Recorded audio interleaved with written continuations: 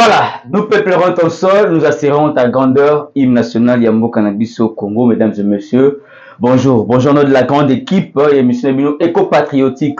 Éco-patriotique na banda kuna bino, éco-patriotique bisika nyo suzami bino à travers Global Info Télévision, chaîne de pesa bino information en temps réel avec les vôtres, Jeffer Mikwete, journaliste Yambo Congo Carnel Baraton na Congo pour le parti politique parce que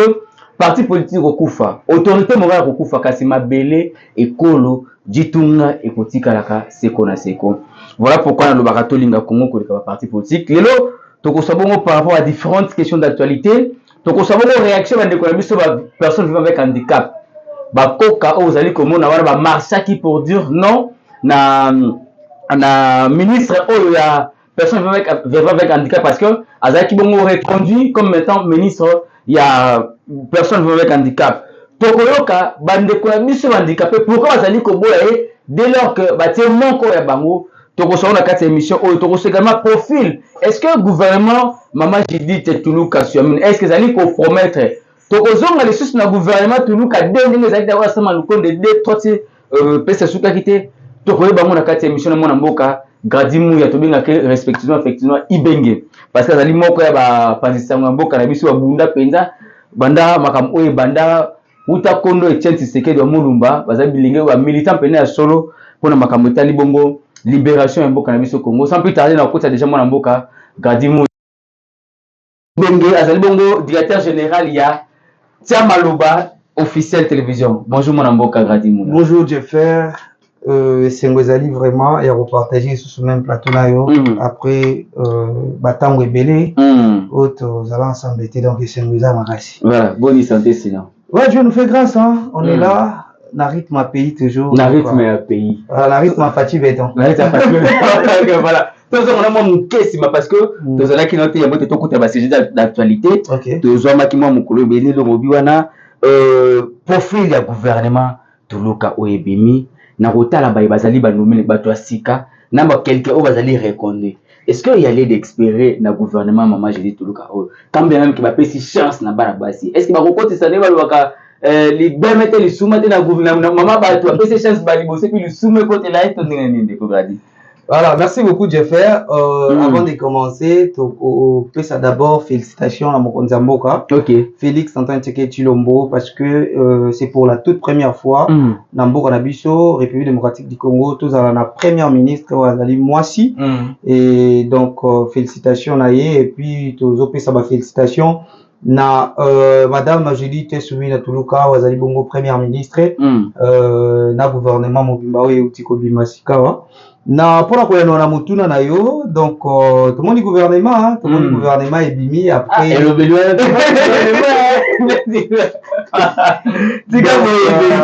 après batan ebele ba kongomani bazilaki finalement gouvernement zawana tout le monde peut ba bilongi ya sika tout le monde peut ba bilongi ya kala ezongi mais mutuna ezali kaka na rotuna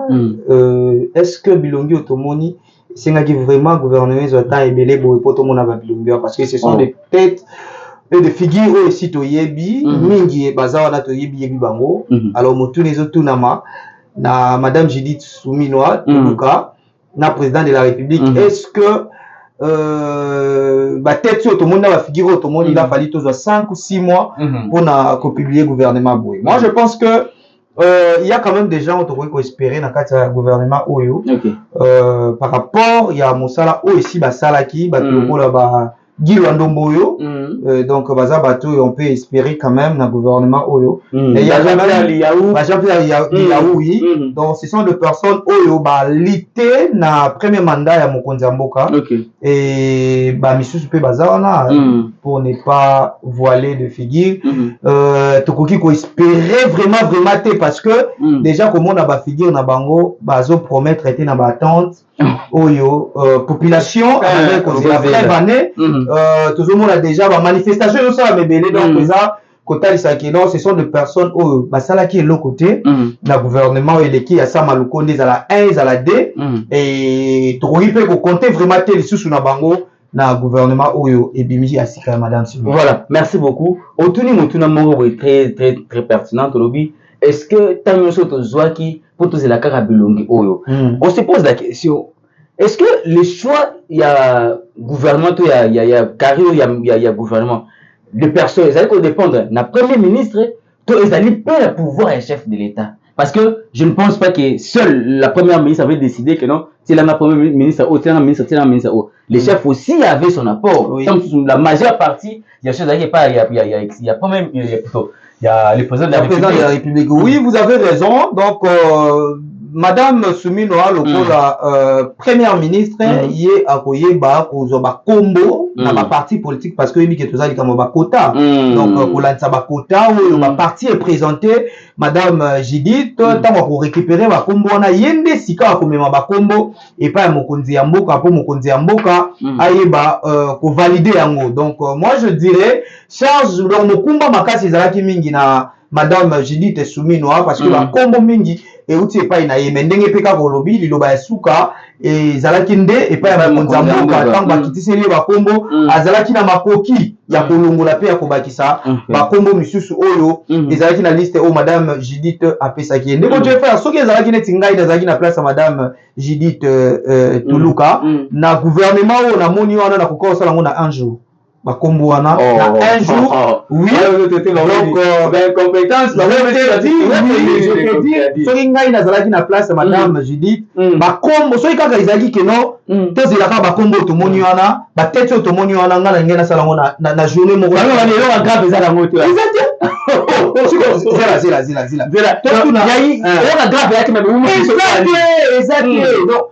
yebisanga sikoyo kombo grave ezani ya Constant Mutamba pour la Constant Mutamba la ministre ministre d'État et justice et garde des sceaux il faut que vous combien de mois même la défense nationale à combien de transport il faut que vous combien de mois mais moi je te dis sur l'ingénieur azalaki na place wana ngena sala ngona journée moko donc baladi donc nga ba nommer ngai lelo ko essayer la consultation pété parce que consultation déjà tu kana informé moi na mboko Justin Kabuya sala donc ezalaki sur likambo ya consultation te mais donc vraiment j'ai dit tango aye azongeli sur la consultation et la consultation yango nde bimise biso résultat o non nga pona bimisa résultat boye ngesi nga consultation te la consultation ya ndeko Kabuya bien sûr parce que a déterminé naki déjà majorité donc déjà rapport nyonso ezalaki na mesa ya mokonzi ya mboka et Madame Judith akutaki yango donc ngezo biso même pas un mois donc soki na ngena zo ebele ngeza une semaine voilà osolebelo kangi kombo ya fait perdre la biso ya justice na été sautant par ignorance to par ndeba kinga balora ya rocholobi est-ce que pour na nommé mutuneti Constant Mutamba ministre de la justice il faut zonaka autant de mois oh ezaki ko Mutamba ne répond pas par rapport à critères vie situation vie les enjeux il y a juste un beau cannabis sur ton ndengene ko kadi moya bon moi je dirais ils ont la vie personnelle hein donc je dirais que dans gouvernement il y a Madame Judith Soumi Noa s'il y a 2 ou 3 personnes automoni ki ba ko assurer na ba poste ba bango ya liboso eza Constant Mutamba OK pour moi donc dans le bien ils allaient à vie personnelle en dehors vous la juriste maman Mutomba c'est ça que je veux dire donc en dehors vous la juriste mais toyebi lit naie toyebi ba valeur oye à bundelaka et toyebi constance naie na kati ya combat vous voyez donc tu dois espérer que akoki ko sala quand même makambo malonga par rapport il y a ndeko azalaki na esika wana parce que justice na biso mokonzi ya mboka aleli pe mingi koloba ete justice eza malade malgré kolela ya mokonzi ya mboka mais justice ya mboka na biso etikala kozwa docteur te et pour moi namoni que docteur akoki kotraiter bamaladi nyonso ezali na kati ya justice ya mboka na biso ndeko Constant Mutamba azali vraiment à la taille ya ko répondre na esika wana ndeko katolobelo ko moko soulever regret mokonzi ya mboka lobi justice ya mboka na biso eza malade justice na biso eza na panne et tout est-ce que malade ya mboka na biso ezali ba politiciens bango moko te parce que tokangi kotoyo pour l'infraction songolo pakala politicien a misé na influence na ye a bengi et ça que non libération nous sommes contrôler na maladie il y a justice mboka biso on peut dire que maladie mboka biso c'est pas bango politicien mais yango Constant Mutamba lobby fini la récréation donc tolérance zéro fini la récréation parce que lui-même il a compris que Batouarde qu'on manipuler justice yambo qu'on a mis sur ça par politicien parce que azan na kati ya famille parce que azan mutuya azan na parti ou azan influent azan lukasuko ko marcher sur la justice yango moni constant mutamba parmi biloko ya talisi o ko bundela yango ezali pe tolérance zéro. Nous sommes devant la justice et nul ne décide de la loi. Parce que aux ministres étaient des lobbies il faut le temps pour la Nicolas. Il faut être député, l'immunité, non. Les autres, tozali comme mon mboka Kabound, azali la prison. Mais les autres, ceux qui totali, mutobo à Kabound, ceux qui tolobi, benato landela, naba kufandi sama, il y a fandi sama qui malamu, azali mutoto wa bogeta msuko za na prison. Mais ceux qui le dans la prison, c'est parce que la justice est allée et monique makambo asali, et longue banalité. Justice dans toute la chose, avec des mesures pour la Kabound, quoi, qui élément à craindre pour la politique, qui est pareil pour la caméra. Alors, mais moi je pense que ceux qui te le disent bon comme ça parce que Kabound a aussi la famille, il y a famille présidentielle, donc parti présidentiel. Donc ceux qui écoutent les aguets, il y a 2 points de mesure, mon tour va sauver il y a les bosses à Kabound parce que il y a ça motoyo atambolina bango ba lutter ensemble tu as eu pouvoir. Alors moi je pense que ceux qui a 2 points de mesure ndé tozolo ba boende Kabound aza libanda et alors jouer dans la poste terminer na biso. Voilà, merci beaucoup mon mboka Gradimu ya Ibenge tobela ki Ibenge parce que vous avez parlé de Ibenge ba umeli olobeli makambo ya lit olobeli makambo ya kompa. Est-ce que le toko ba été accord politique, quota politique, nous allons pour mboka na biso. Gouvernement kobima, mais ministre aussi est de côté parce que azali non redevable la partie politique aussi ndaki, azali redevable l'autorité morale. Avant tout ça, il faut notre talent quota biso photos à 3 ministères, attends muto azo répondre à profiter. Mais le azali quota peut-être ya INC, le peut-être quota ya. Il dépend que azali quota ni ba respecter car attends mususu ndaki ça. Et tika la mususu na poste moko ministère ya jeunesse. Batabo, tout le monde est Gradimu ya. Le cas d'aller côté la biso peut-être INC. Bien que le Gradimu d'aller répondre à critères na besoin. Il y a ministère bâti au cas le cas d'aller côté na biso. Tout le monde. Le peut côté peut aller contribuer na pani ya mboka na biso to ndengene. Donc j'ai fait na sala qui émission moko avant gouvernement Bima na s'adressa qui directement na mokonzi ya mboka. OK. Na senga ki na mokonzi ya mboka tangu bako bimisa gouvernement ya madame Judith batika na makambo bakota batala sikoyo c'est impossible de kogradir. C'est ce que j'ai dit parce que biloko oyo ndezo bomba sikoyo mboka soki lelo to okuta na makambo belé parce que bazota la compétence les sous-souté bakomota la sikoyo makambo matali bakota wana ndezo sala ke population souffrir ndeko faire population doit souffrir. Ngai na yo soki tozora ta possibilité ya kotia carburant mais tika na ebisa yo ezali na population oyo bakoka kotia carburant libumuté bakoka kotia carburant libumuté. Donc pour te dire soki tolandi kaka makambo ya bakota ezali ke tozali ko exposer population tozali yo kolande population yebisa ngande ko faire. Oui, c'est ça. Le na ministère il y a jeunesse, nous avons madame Noëlla. Donc j'ai fait yo zali mo pandisa moto tambola kana yo, tozoka ba invitation to kenda ko couvrir ba événement. Mo koloni yo kutana na madame Noëlla na ba événement. Na ko tali ba jeune, makambo tali ba jeune. Alors que nous avons des jeunes au bazo lité. Totali peno bino ye aza compétent. Ye ayebi langage ya jeunesse. Ye a son langage jeunesse. Ye a kitaka na ba université. Ayebi passion ezali na ba université. Ye a kitaka asolaka ba jeune ayebi ndenge ni ba jeune bazangi misala. Eloko ni na ko sala po ete bilenge ba zo misala. Ayebi comportement ba jeune ngaba. Oui, jeune ya livulu ba jeune ayebi ko maîtriser ezala ba diplômé. Ayebi ko solola. Aujourd'hui soki ba diplômé ba tomboki. Est-ce que madame Noëlla azali na mot à dire liboso ya ba jeune wana? Aujourd'hui nous avons des personnes comme des Timothée Lenoir. Les gens qui ont été bilengés à Tomboki, après côté ma faire face à bilengé, la magie oui c'est ça. Nous avons des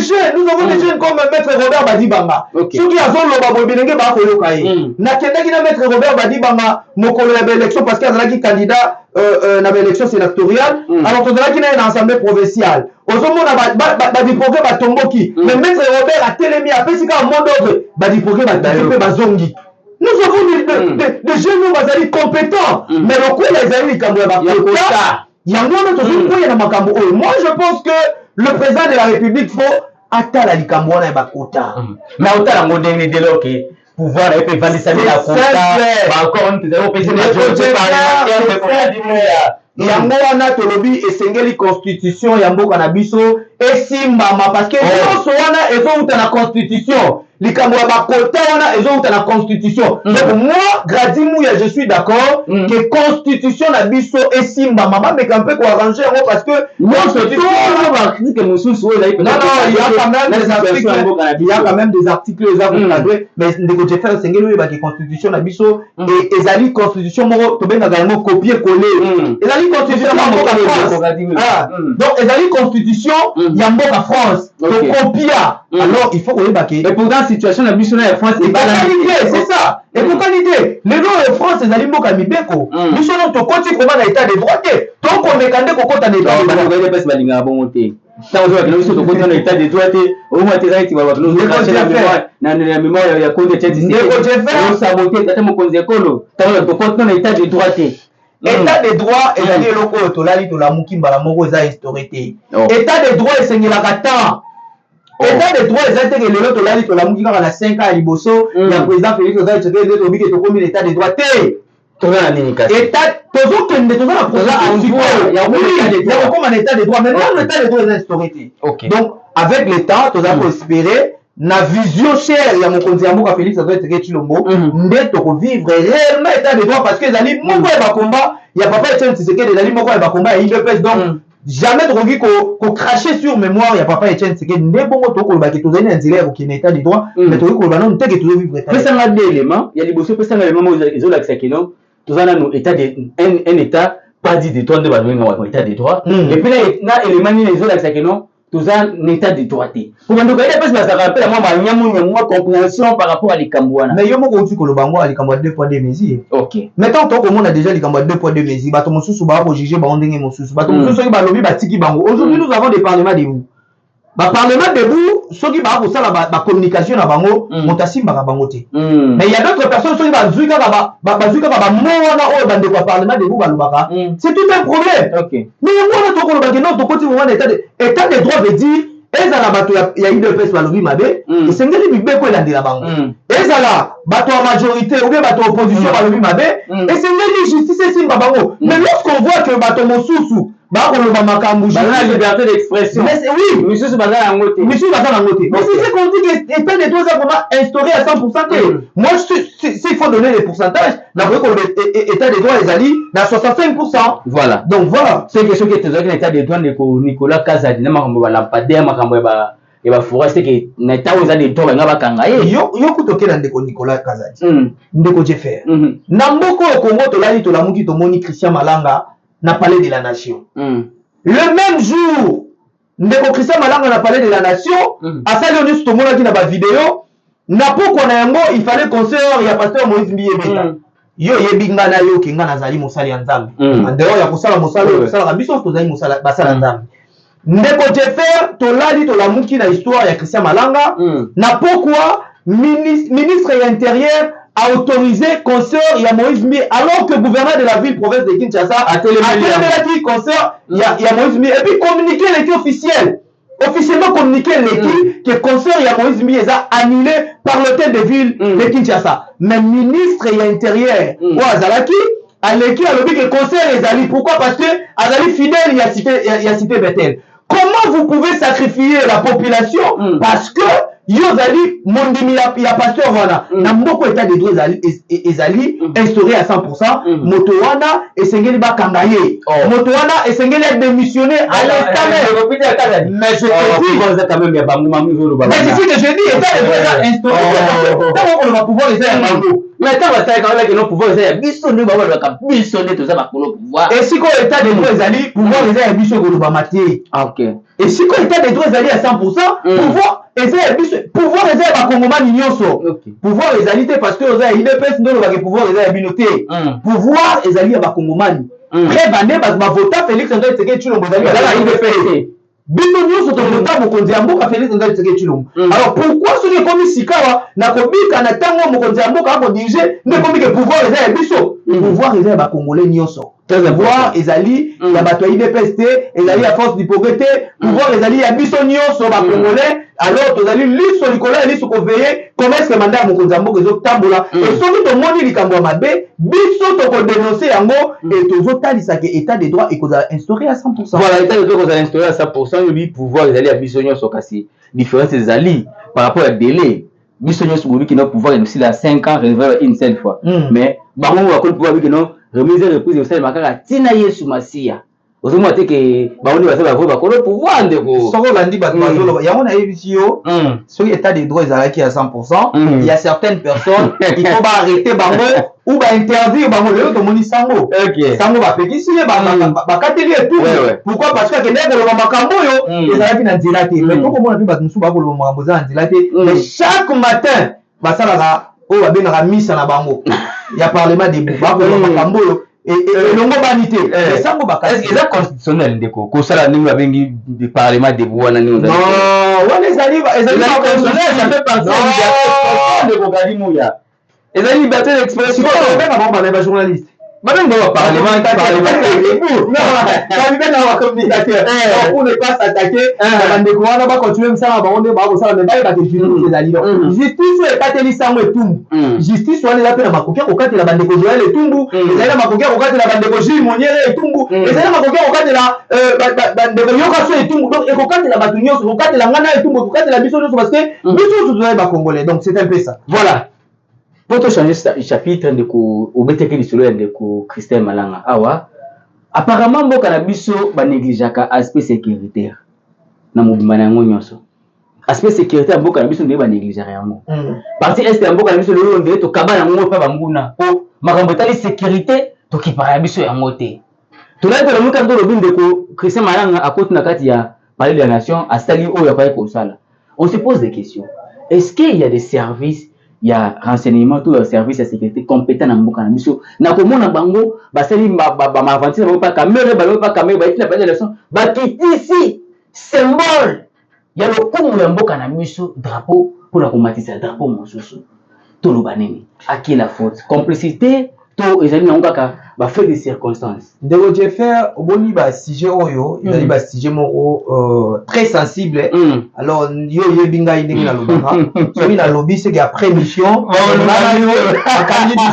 donc c'est un peu ça mais senga na gouvernement bimisika il y a madame Judith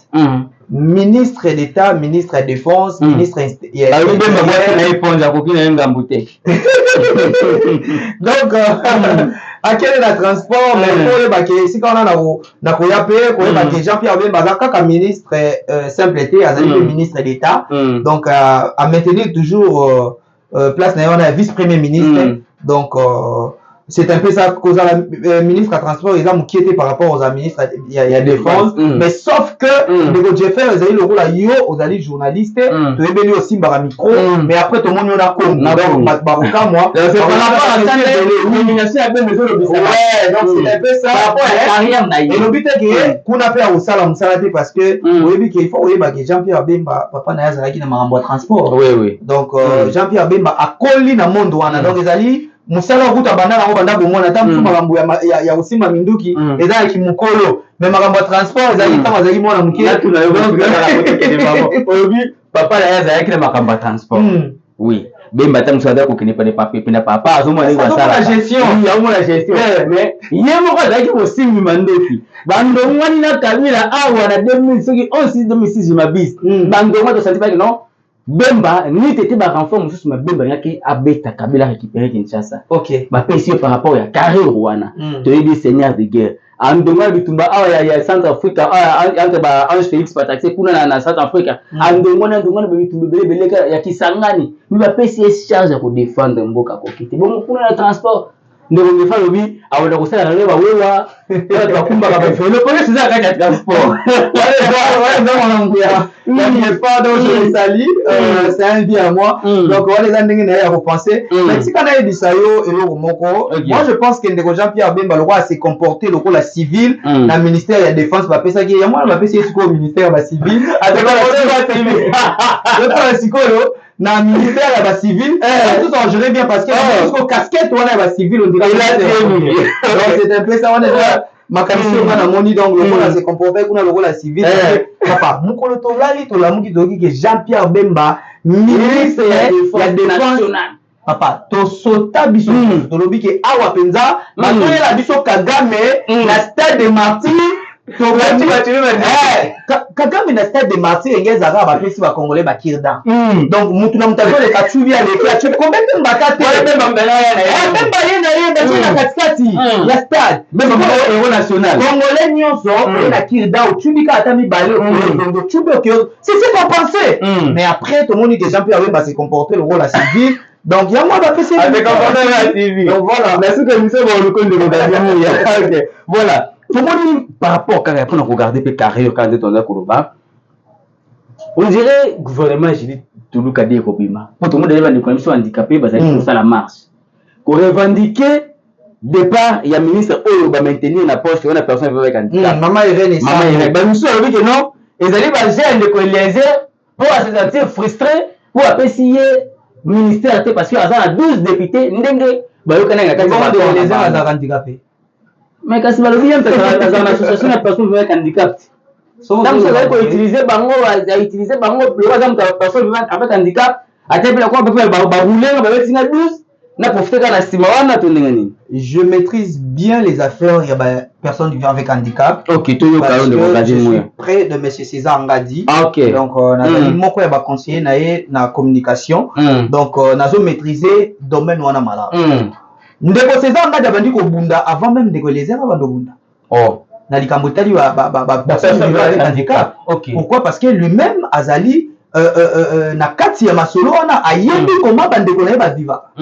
donc ndeko César Ngadi kaza kati ya masolo yo moko handicapé c'est ça donc handicapé vous voyez donc abandi ko lutter avant même ndeko Lézère lutter lelo yo tika na ebisa yo soko ki otangi kombo ndeko Lézère place bandicapé musu bazali ba ko lapide yo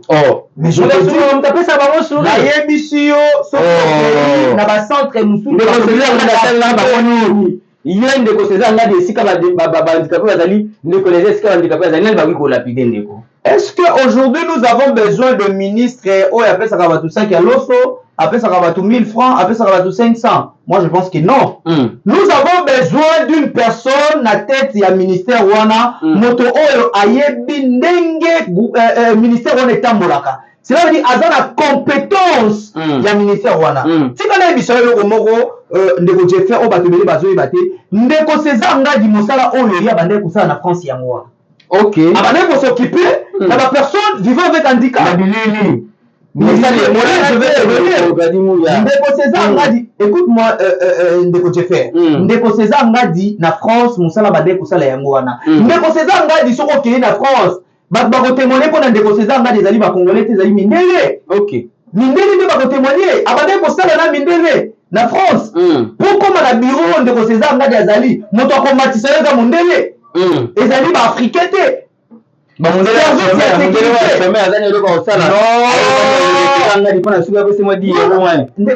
ndeko Jeffer yango tolobi awa eloko ekoboma biso parce que tozwa constitution ya France tomemi yango na Congo. Cela veut dire notre manière de voir les choses, notre manière de fonctionner ezali ndenge moko te na France ndenge fonctionnera. Na France comment on a été ndeko moko ya mundele aba domemela ndeko César ça qui pour la soka opese 1000 francs non mais awa so ba nommer mutu omoni akomina ba pire ya mwana omona monsieur César Ngadi même soki a outil France aye atango na ba pire petite OK qui est ba petit moko boye baba ndo tango na ba dozana non il a fonctionné à bongoté cela veut dire ezali institution ndenge ezaleli donc ba garde ya mindele bato bazali na secrétariat bato ya mindele bazali mindele. Donc c'est comme ça que M. César Ngadi fonctionné. Alors M. César Ngadi a dit à ça il peut bato libanda mingi et c'est ngeli siko ndenge mokonzi ya mboka bona gimbela ke tozonga na mboka to fait lokola zali na mayele wana ya kozwa sué ya ba handicapé ya kozwa sué ya bato bazali na problème mental tant moko pe handicapé yemo ko pe handicapé il a dit na zongi siko na mboka je te donne l'information mais César a fait la réussite na pototé. Ndeko César Azali siko ko fanda na Kinshasa pourquoi parce que il veut maintenant servir le pays et à mon avis place au Congo c'est là-bas mboka malamu zali pour s'occuper na ba semblable alors ceux qui n'avaient pas besoin ba image lorsque azo battre campagne naé akitaki na ba centre ya ba handicapé ya solo ba handicapé il faut voir comment ba handicapé bazaki na esengo koloka Mrs. Ngadi eza te que pour amemelaki bango loso amemelaki bango elamba liputa non ezali parce que azaki na discours azaki na message ya kopesa bango lelo oyo congolais loko ezoboma biso ezali parce que ndeko Jeffer soko omoni ndeko Gradier akomi na pouvoir lokwa oyo ezali master na ngai oni oyo olobaki yekolisanga koloba mbisi mais yo yekoyebisa ngai ke tala babengani ngai na ndaku napena problème ya garantie eloko ezoboma Kongo yango wana donc ndeko César Ngadi azali te wana mpona koluka poste mpo abanda kokabela bahandicapé bamifa non ndeko Eliezer mpona eboma wana ya ministère ya personne avec handicap bon ngai Eliezer asungaka bahandicapé ndeko César Ngadi azali ye moko handicapé puis azalaka mpe na kati ya secteur wana ya tike bazali kondongana bango mibale to ndenge nini ndeko Ngadi moyo ngai mpe nalandi ndeko Eliezer te mpona yo badéclaré ke azoluka ministère wana me nalandi César Ngadi alobi ke président de la république pesanga ministère wana asengi yango ye moko asengi yango alobi président de la république soki olingi deuxième mandat na yo ezala sauvé na compte ya bahandicapé pesa ngai ministère wana ya bapersone vivant avec handicap donc ndeko Eliezer nayoki te ndeko Eliezer koloba ete ye na regroupement na ye abimisi plus de 10 députés il fallait bapesa ye poste ministériel mais atangi kombo ya poste yango te ke bapesa ye ministère ya bahandicapé donc je pense que ya bandeke kolobela makambo mosusu mais bato nde bazointerpréter parce que asasosiaka mpe na makambo ya bahandicapé mais rien à voir na ministère ya bapersone vivant avec handicap babeta lisolo sapatu te esika bato bakataka bazali donc okobeta masolo kozala ministre ya personne avec handicap te soki ye moko ozali nani mais prévane ye moko mama Irène Esambo azali handicapé yango lelo ministère wana bakoki kopesa yango ata lelo bapesi ndeko César te mais bapesa quand même moto oyo azali handicapé et de deux eza compétent etikana biso loko moko ndeko Jeffer na makambo etali compétence je ne crois pas que handicapé moko akotelema na monsieur César donc monsieur César akozala toujours à la hauteur c'est que l'actuel ministre aza na compétence te yango déjà komona bamanifestation oyo miso bazali compétence nde bato baobima te ndeko Jeffer bato babimi samedi na tiango bakangi tiango lobi na palais du peuple bakutani même na président ya assemblée nationale Vital Kamerhe etalisa nini ke azali incompétent ye asali na Sama Lukonde 1 asali na Sama Lukonde 2 aye lisusu kulutu na ngati na mukila ya kuasimi va faire courant a travaillé elle a rien fait ndeko Timothée lelo auti ko seksanga na tongo lelo lobi gouvernement ya Sama Lukonde ezalaki gouvernement ya bawango o sikoyo ezali gouvernement ya bagaulois sikoyo tokosenga na mokonzi ya mboka gouvernement ya bagaulois oyo mpe umela te atila biso gouvernement ya wenge te wenge bazalaka de génération en génération alors sikoyo ndeko César il faut kotala gouvernement ya wenge voilà. Bon, pourvu que demande ya ndeko César Ngadi étant personne avec handicap et que batata mokonzi ya mboka pour que qui m'écoute dans le secteur on a handicap ndeko Jeffer batuna ba journaliste mutuna te ngana koza ba journaliste biso nyoso yo yebi nani waza compétent koleka ndeko César voilà je pense que il faut répondre que non ce qui va tirer c'est quand la penza mituna oyo tuni parce que même la dame tamba mo batia ki wana batu ba sepela ki cette fois-ci ko batia handicapé ayebi pasi ni bandeko na bazalaka nango mpona ta mosusu kozwa beki ta mosusu mpona oyo bamonaka te parce que personne avec handicap ezali kaka oyo azali na makolo ta mosusu ya kotengama te azali komona te moi moto azala komi ya miso moto azali koloba te bango nyonso ezali déjà handicap même balbinos également handicap donc ndeko Jeffer il faut koyeba eloko moko tolobi teke mama Irène aza mayele te mais eloko ezali wana c'est ça lorsqu'elle parle français tu sens comment elle parle bien français ils ont tali saka tanga classe et puis azali juriste de formation mais na likambo tali compétence ya ko gérer sikawa ministère ya handicapé ne sikawa tolobi ke mama Irène akokoka te ba nini amemi pona ba personne avec handicap c'est ça lelo to komona ndenge ni ba handicapé ba ko tuta bona banzela likolo ko luka 500 francs likolo ko luka 1000 francs bahandicapé bango tuta bango bakokufa lelo tokomona bahandicapé baza na prison mama Irène akende ata osala bango te mais kende omela vie oyo bandeko bakovivre na kati ya prison moto azali na problème ya makolo batoilette oyo azokota esengeli ezala bien entretenu bisika oyo kofanda bisika ya kolala mais kende lelo kotala bahandicapé oyo bazali na prison lolenge nini bazali na prison bakokota batoilette moko na bandeko nyonso alors ke bango esengeli bazala batoilette ya bango moko bakotraite yango na lolenge ya malamu mpona kolongola bango na bamaladi mosusu ekoki kokomela bango na manque ya hygiène alors biloko nyonso wana mama Irène était incapable il y a pendant 5 ans. Alors babakiseli sous 5 ans et puis de côté fait faut que na 5 ans babakiseli pour akumbela gouvernement na maman Judith Suminwa ezali kaka que ministre délégué personne vivant avec handicap mais batie siko ya affaires sociales comme sous ko bakiseli makambo molai alors ya mokusi ya ko sala yango te siko ko pesa sous ya molai o ezali siko ko simba social ya république mobimba. Maman il a comment dans la province mon sous-souté. Dès qu'il y a 5 ans, à comment la province alors qu'il n'y a pas des indications comme la dit la handicap n'a été découvert. Handicap au début handicap au pixel matavion. Ndeko César a la France à Zonga. Na même pas ça la 15-20 voyages. Si comme maman irait pour voyager dans la vie alors on est au pixel. Handicap à maman irait, je ne crois pas que les gens avaient interdit, il faut donc le médecin, soit avait interdit dans la cabinet. Voilà. Azar va autant pour la délégué. Et puis ça va interdit, c'est que comme déjà problème déjà. Et comme problème, oui. Et comme problème, on va prendre ces responsabilités là. Donc madame Irène, Mokonzi Amboka, ce qui est parce qu'elle est handicapée. Handicapée, c'est ma solo mususu, tant que tu as compétence dans ma solo mususu. Mais ndeko César ngadi pe aza handicapé. Donc mawa ozo que la maman Irène, yo que la repé César ngadi. OPC ministère wana. Merci beaucoup de Gradi Mouya, tokomi presque na suka, ozali pe mosala nzambe. Pona bato ba la biso bato la ko ba dire ozali mosala nzambe, to succès non na siji oyo. Ba concert comme ko betama. To yebi concert au sala ba couverture médiatique ebele. Au moins de pas concert ba jibira ba ngani ba ko kende. OK. Actuellement, tout ça concert ya feu na fali ndenge kendaka. OK. Le pe na ngambu na bino pe ba sala nzambe, boko mpe na ba wo rapena ba jibi. To zo mona pe moko ya muninga na mosala nzambe parce que kozali mosala nzambe au théâtre en 48 000 bâtiments 4 églises Moïse Mbi na papa Mike Kalamba aussi ça sur le sujet tout le monde côté ndeko Mike Moïse Mbi abeti concert na Stade des Martyrs plein. OK. Kuna ndeko Mike abeti na Zénith plein. Côté comme que non na sali plein côté na pe na sala plein tant na kozonga na Stade des Martyrs. Entrée d'abord c'est lui qui a ndeko Moïse Mbi au mona ki ndeko Jeffer na motuna na omoni ngala za mosala ya nzambe il faut to bunda pena mingi koluka te ko égarer bana nzambe na ba question mingi ya ba polémique wana surtout ya ba entrée ya Moïse Mbi et tout ça je pense que il a pris du temps parce que ils allaient concert à préparer on a une semaine 2 semaines azui quand même temps belé ya ko préparer yango et biloko nyonso wana ils allaient na kati ya ba préparatif donc et puis si nsoki banini moi je n'ai pas le temps ya kokota na ba détail na ngote mais là on a na koloba ezali mingi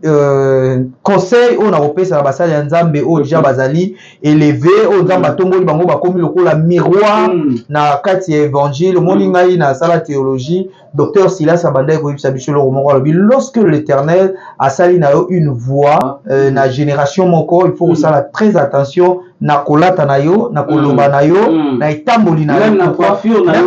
oui parce que le lozo mona batebele bakomi baline batebele bakomi badongi le ministère est comme qu'on a l'interpréter na dongi chaussette à rouge donc il y a un de so bon c'est qu'un vrai prophète Gillier tout ça donc alors biso to na école on a té biso to na école au temps surtout fan na écriture c'est la parole donc j'ai aimé c'est que le pasteur Mike Asalaki na concert na à Paris au monique moment ya parole ezalaki moment ya chant ezalaki moment ya ko gagner ba âme ezalaki parce que na nyonso wana to ko sala finalité nango ezali ko gagner ba âme vous voyez alors que ezalité pour na ko bois katam susu message ya mabe na concert ya Moïse Mbi mais au moins ba moment wana il fallait ezala parce que c'est un culte vous voyez na kata culte biloko wana ezalaka très important bato faut bayoka la parole parce que c'est la parole qui donne la vie toyembi oui c'est bien mais il faut bato bayoka pe moment la parole ko gagner bango et puis ko gagner ba âme c'est pour cela je vais encore demander na pasteur